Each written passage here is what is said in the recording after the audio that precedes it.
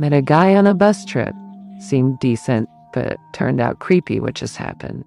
So, I was traveling from Nashik to Pune on an MSRTC bus, and I ended up meeting this guy who was a tourist from Bengaluru traveling with his family. I sat next to his mom, and he was seated in front of us. A few passengers, including me, got into a conversation, and I was guiding them about places to visit in Pune since they were new to the city. During this 56-hour journey, I got to know the guy wanted to be an actor and had worked in short film. LMS 12. He seemed like a really nice person at first. He was super talkative, but came across as genuine. We spoke about travel, his work, and other casual little things. His mom was also really friendly. Asked me if there were any film institutes in Pune, and even took my number.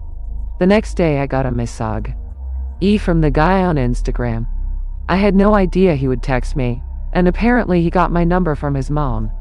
I wasn't very active on Instagram, so I too told him that, and he then started texting me directly. This is when things got weird. His whole texting vibe was completely different from how he acted in person. At first I replied, but kept things pretty limited. Then, one day, he called me China in a conversation. I didn't know what it meant.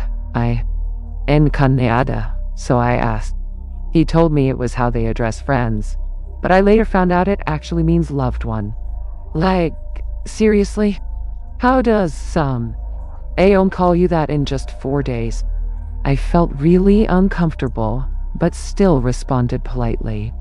Then out of nowhere, he called me darling and started using some creepy emojis.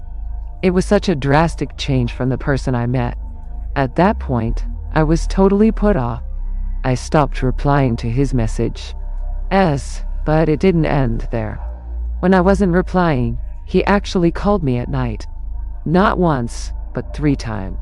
Completely out of the blue, without why reason. It felt so invasive, like he had no sense of boundaries.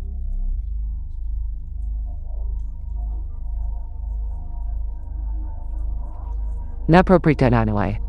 I asked a friend from Bengaluru about it, and they confirmed he sounded like a creep. I ended up blocking him, but I'm still really baffled and frustrated. How can someone seem so normal and genuine when you meet them, only to turn into a completely different person through texts and calls? Has anyone else experienced something like this? Why do people think it's okay to act this way once they have your contact?